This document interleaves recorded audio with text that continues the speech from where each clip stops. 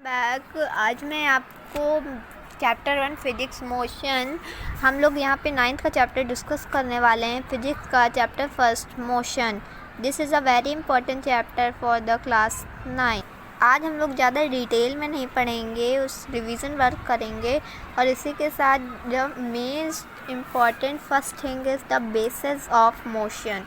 Basis of motion के बाद यहाँ पे आप देख सकते हैं फैक्टर्स डिस्क्राइबिंग 1D मोशन। यहाँ पे हम लोग पढ़ेंगे factors describing 1D motion. 1D motion के फैक्टर्स पढ़ेंगे। यहाँ पे हमारा फर्स्ट फैक्टर है पोजीशन। पोजीशन को हम लोग किससे डिफ़ाइन करते हैं? एक्स से। और यहाँ पे सेकेंड टाइम। टाइम को हम लोग किससे? टी से। फिर रहता है डिस्टेंस। डिस्टेंस को कैपिटल डी से। डिस्प्लेसमेंट। डिस्प्लेसमेंट को कैपिटल स्मॉल एस से। स्मॉल एस से डिस्प्लेसमेंट को। स्पीड को कैपिटल एस से और एक्सलाइजेशन को ए से। ठीक, अब यहाँ पे वैसे मेनली 9th क्लास में हम लोग रेफरेंस पॉइंट को नहीं पढ़ते हैं, बट यहाँ पे आज हम लोग पढ़ेंगे। देखिए, location of a object. Reference point 1D। देखिए, रेफरेंस पॉइंट की हम लोग बहुत ही इजी सी डेफिनेशन है गाइस। ये देखिए, our reference point is fixed point considered in line surface shape so that motion can be described easily by location the position of the object। देखिए गाइस, इसका हिंदी ये हो सकता है कि रेफरेंस पॉइंट, एक रेफरेंस पॉइंट, ये रेफरेंस पॉइंट फिक्स पॉइंट होता है और इसे हम लोग कंसीडर मतलब हम लोग अपने हिसाब से कंसीडर कर सकते हैं, मतलब कहीं पे भी हम लोग बता सकते हैं। जैसे फॉर एग्ज़ाम्पल कि जैसे मंदिर से घर जाना है। मंदिर से घर जाना है तो जो हमारा मंदिर है वो तो है, और जो रेफरेंस पॉइंट है वो है हम लोगों का, जैसे मंदिर से घर जाना है तो मंदिर से घर जाने के जो बीच में आएगा, हमने बोला कि मंदिर से अगर आप दाहिनी तरफ जाएंगे तो हमारा घर आ जाएगा, तो वो दाहिनी तरफ हमारा रेफरेंस पॉइंट है। ओके, और जो दाहिनी तरफ जो है ये हमारा, और दो ऑब्जेक्ट रेफरेंस पॉइंट के लिए चाहिए ही चाहिए। जैसे इन लाइन में चींटी चल सकती है, सरफेस पर भी चींटी चल सकती है। फॉर एग्जांपल स्पेस में मक्खी चल सकती है, इधर से आएगी उधर से आएगी, इधर से निकलेगी ऐसे। ठीक है, show motion can be describe. देखिए, सो कैन मतलब तब हम लोग मोशन को डिस्क्राइब कर पाएंगे ईजिली, वेरी इजी वे से, बाय लोकेशन को भी कर सकते हैं। The position of the object, तभी हम लोग को पता चलेगी मेन पोजीशन कौन सी है इस ऑब्जेक्ट की। ठीक है, और यहाँ पे हम लोग दूसरा एक एग्जांपल ले सकते हैं कि जैसे हमें यहाँ जैसे कोई पार्सल आता है किसी का। अब जैसे किसी ने बताया कि पीपल के पेड़ पर आ जाओ, तो कोई अगर पीपल के पेड़ पे आ जाएगा तो पीपल के पेड़ पे चलिए वो आ गया। अगर रेफरेंस पॉइंट नहीं होगा, अगर उसने नहीं बताया रेफरेंस पॉइंट, तो वो पीपल के पेड़ पे आएगा। पीपल के पेड़ के बाद वो कहे, मतलब उससे कह देगा पीपल के पेड़ पर मेरा घर है, तो पीपल के पेड़ के घर, तो वो अगल बगल जितने घर होंगे सबकी घंटी बजा देगा, वो तो पिट जाएगा।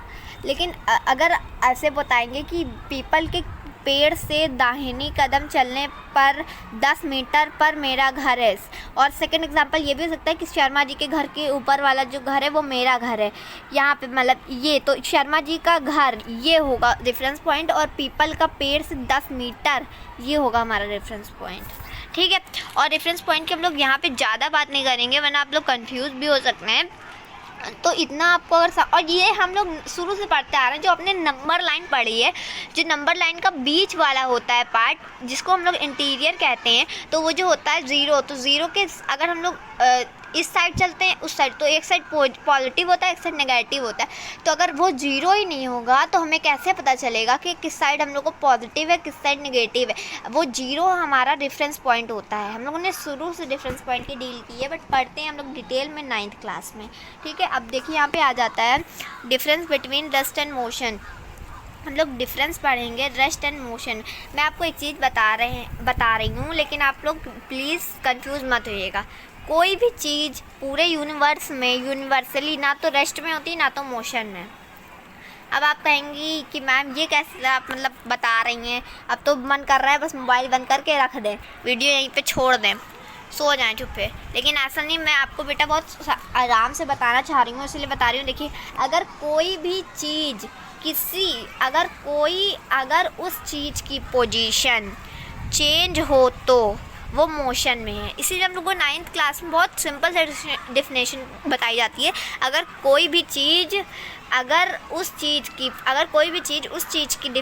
चीज़ की पोजीशन चेंज होती है तो उसे मोशन कहते हैं। अगर उस चीज़ की पोजीशन नहीं चेंज होती है तो उसे रेस्ट कहते हैं। इसको टाइम के हिसाब से क्लासिफाइड किया जाता है।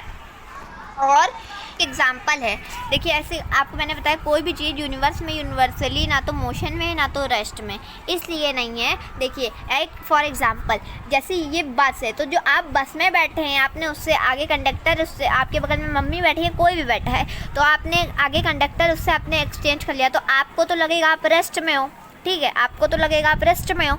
लेकिन जो बाहर बस के खड़ा है उसको लगेगा आप मोशन में हो, क्योंकि आप बस तो चल रही है, आप बस में बैठे हो तो यानी आप भी चल रहे हो, उसको तो यही लगेगा ना।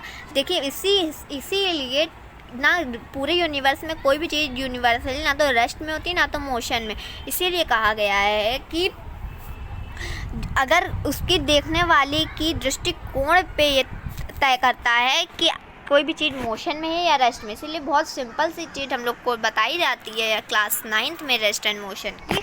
अब यहाँ पे आप देख सकते हैं change in position, rest, motion. यहाँ पे मैंने एक चार्ट बनाया हुआ है आप लोग को समझाने के लिए। Change in position, rest, motion. ये देखिए, position does not change with time.